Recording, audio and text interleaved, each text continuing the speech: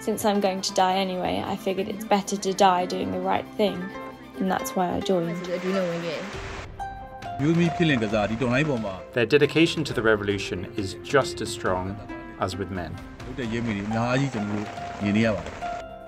When the military junta announced in February that it was enforcing the conscription law, it said that women would not be drafted just yet. But some women didn't trust this, and Doh Athan has heard from some who opted to join the armed resistance instead. Those numbers are likely to increase now that the regime appears to be drafting women. Hello and welcome to Doh Athan, a weekly podcast about human rights stories from Myanmar. It's brought to you by Fondation Hirondelle. This episode is produced by a freelance journalist.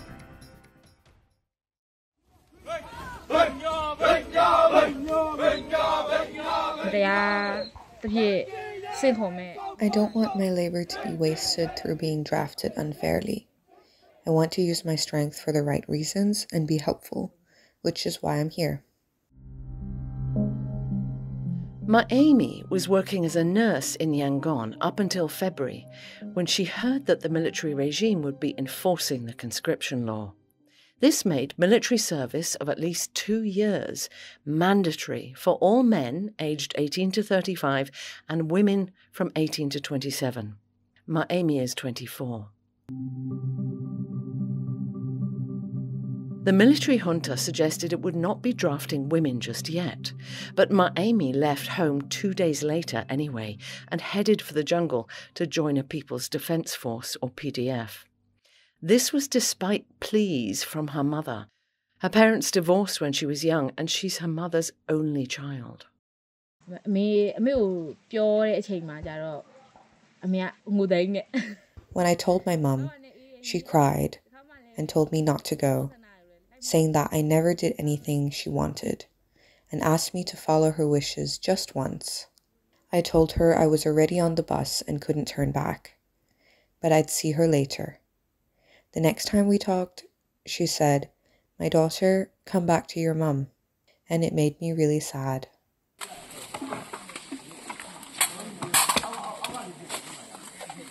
Essay joined the resistance partly because she lost her mother, or that's what she's been told by neighbours. The 18-year-old from Moniwa in Sagaing region was studying at a vocational school away from home last August, when she heard that her mother and 2 brothers had been killed at the family home. My brother worked in logistics support in Sagaing region. The news leaked and he got killed. On the day, men in black outfits went into the house. A few moments later, the electricity went out. The next day, his work colleagues went into the house to check on him because he hadn't come out. And they found the bodies.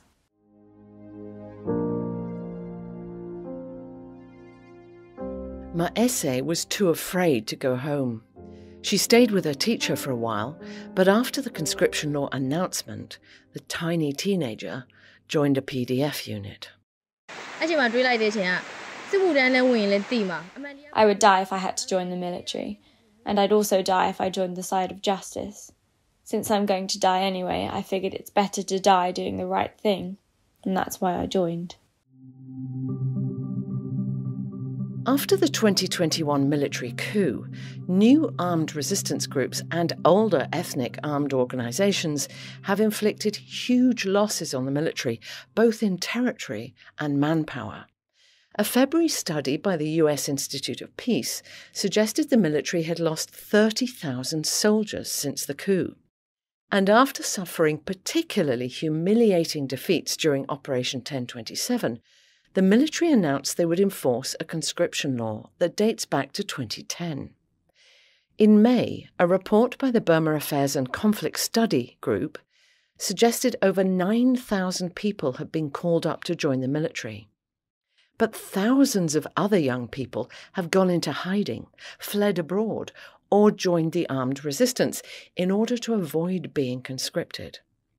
The People's Goal organisation says over 20,000 people have contacted them to ask about joining a PDF. That's just since the conscription law was enforced.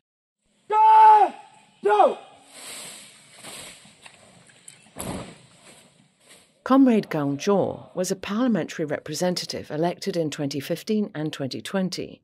He's now the training officer in charge for the People's Defence Forces in the southern region.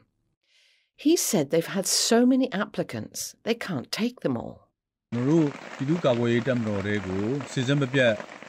People are constantly joining the PDF, but since the conscription law, the numbers have significantly increased.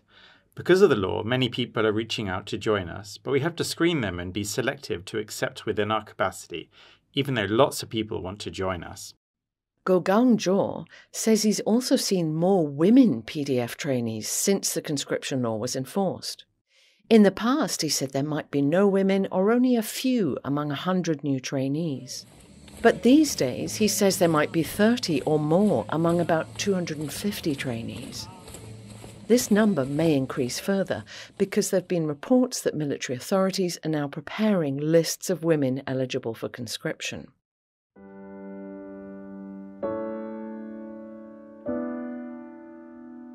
They're apparently even recruiting from camps for internally displaced people, or IDPs. Mapisi was displaced in battles between the resistance and military regime forces in East Bago, where she lived. In February, she was living in an IDP camp, so she felt safe from conscription because she was an IDP. But by early April, authorities began collecting IDPs' names for conscription.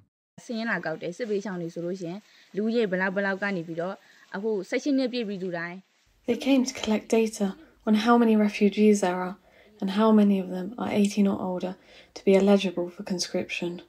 Some of my friends were recruited. Others didn't want to go to the military and asked me to connect them with organisations that I know about. There were even cases of bribery, where people had to pay to avoid being recruited.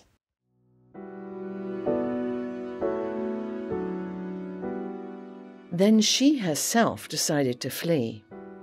Mapisi is taking the same tough PDF training course led by Gaung Jaw, which Ma Amy and Ma Essay took.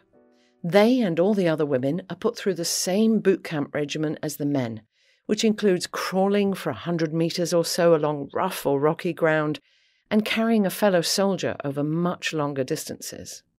Goh Gaung Jaw praised the commitment of the newly recruited female soldiers.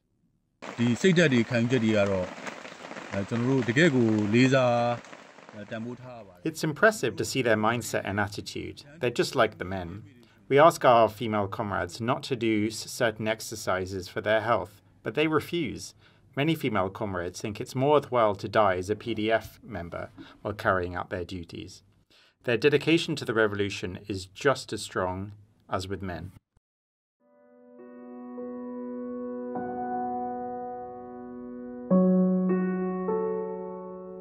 Each PDF fighter has different motivations for enduring these hardships, and different dreams of what they might do after the revolution. Ma Amy hopes she can return home to take care of her mother. I need to stay healthy and make sure I'm not harmed. I'll do my best to do what I can.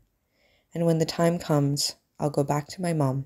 I'll make sure to return to her. Ma Essay is hoping that she can find her family, hoping that perhaps they were not all killed that day last August. I need to find my own way to search for my family and be able to return home. Only then can I look for my family. That's why I have to do my best wherever I can. This is the only way back home.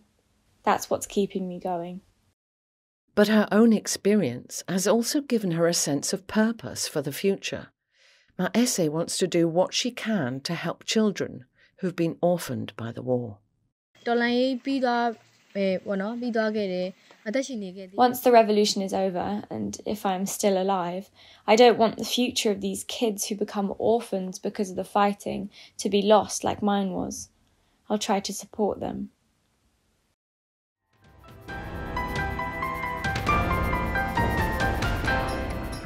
Thanks for listening to this edition of Doh Athan. We'd welcome your feedback on social media, and please follow or subscribe to our pages. This project on human rights reporting is supported by Fundación Hirondelle with the help of our donors. You can listen to our podcast via the Doh Athan Facebook page. They can also be found on SoundCloud, YouTube, iTunes, Spotify and Telegram. You can also listen every Saturday night from 9 to 10 p.m. and Sunday morning from 6 to 7 a.m. on Voice of America Radio. Please tune in again next week.